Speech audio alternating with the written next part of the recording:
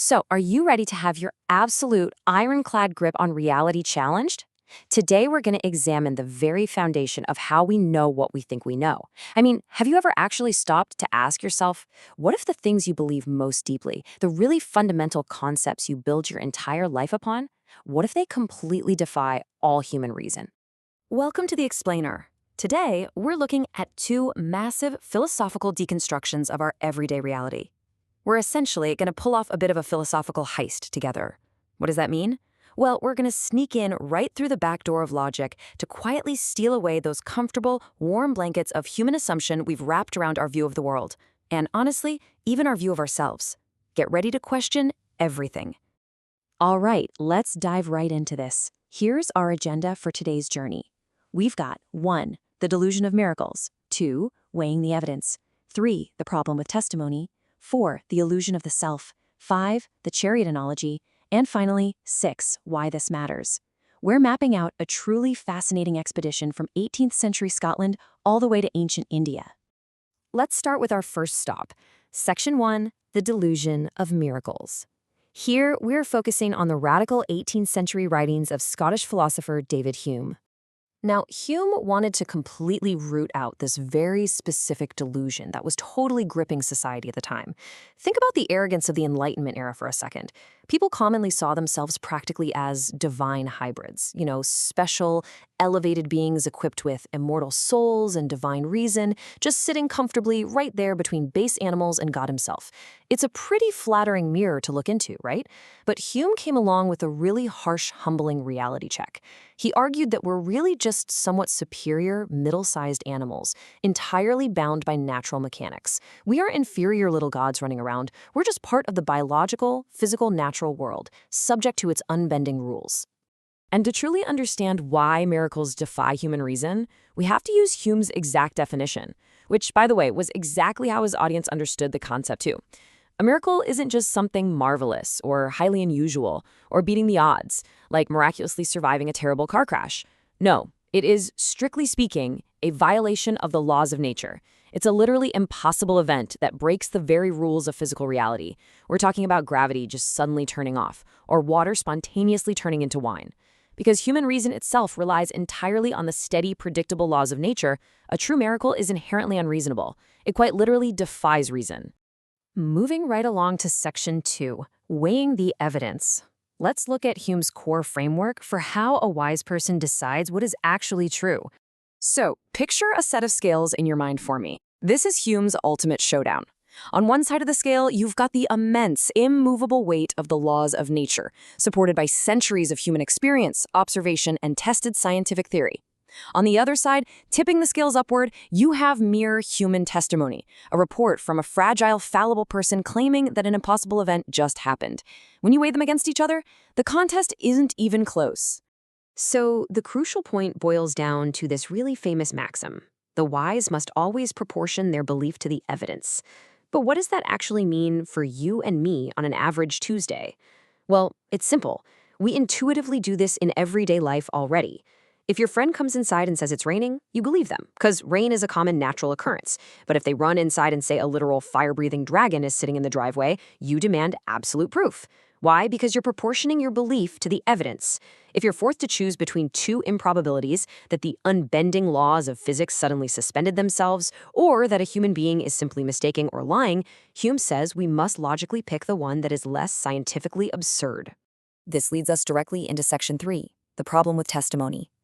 Let's see how this builds into an undeniable critique of human reliability. Think about this for a quick second. Suppose I sat here and told you I drove right across central London on a normal weekday morning and saw exactly 0 cars and 0 people on the streets, not a single soul. Would you honestly believe me? Or would you assume I was exaggerating for dramatic effect, hallucinating, or just, outright lying? Even if this completely empty London street story was somehow wonderfully true, it would be entirely irrational for you to believe it based purely on my word alone. The odds of me making it up, testing your gullibility, or dreaming it are infinitely higher than the event actually happening. And just think about human nature for a second.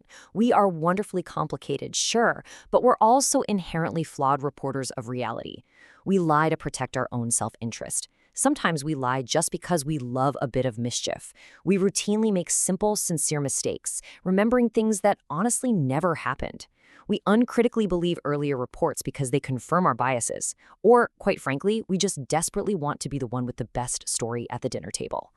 Hume masterfully points out that the mountain of evidence against a miracle will always, every single time, overpower this notoriously weak list of human biases. Now let's shift gears entirely. Section 4, the illusion of the self. We're going to look at a text from ancient India that uses this exact same rigorous logic on a totally different target. So we've just systematically dismantled the idea of external miracles.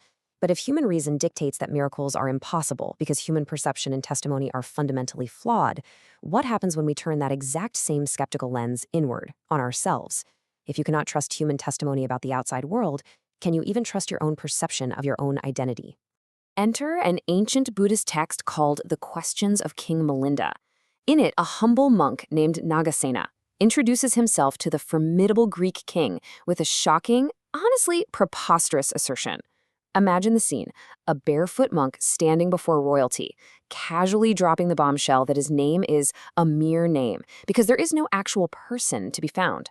He looks the king dead in the eye and flat out denies his own existence as an individual self. It's a bold, almost comedic philosophical flex. The king, as you'd guess, is understandably confused. He tries to pin down what exactly Nagasena is by aggressively listing out the 5 aggregates, the standard Buddhist categories of what makes up a human being. The king asks, "Are you your material form, meaning your physical body? No. Are you your feeling, the basic sensations of pleasure and pain? No. What about perception, how you recognize things? Or mental formations, like your thoughts and habits? No.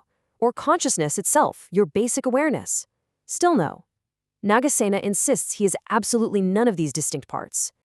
To make sense of this, let's move to Section 5, the chariot analogy. Here, Nagasena uses a brilliant visual metaphor to help the king finally get it. Check out the breakdown here between the chariot and the human. Nagasena asks the king about the chariot he just rode in on. If you take away the wheels, is the rest still the chariot? No. Is the axle the chariot? The king naturally says no. The conclusion becomes inescapable. Just as a chariot is merely a convenient label for a specific arrangement of parts like wheels and axles, a person is just a convenient label for a temporary arrangement of physical and mental aggregates. There's no core chariotness hiding inside the wood, just as there's no core personness hiding inside the body. The philosophical takeaway here is profound, and we really need to pause for a second to let it sink in. Wholes have only a borrowed reality. They borrow their existence entirely from the pieces that make them up. Therefore, a whole person or a whole chariot is actually less objective than the individual parts that compose it. There is no permanent self directing the body from behind the scenes. There's no ghost in the machine. You are a continuously flowing arrangement of parts, nothing more, nothing less.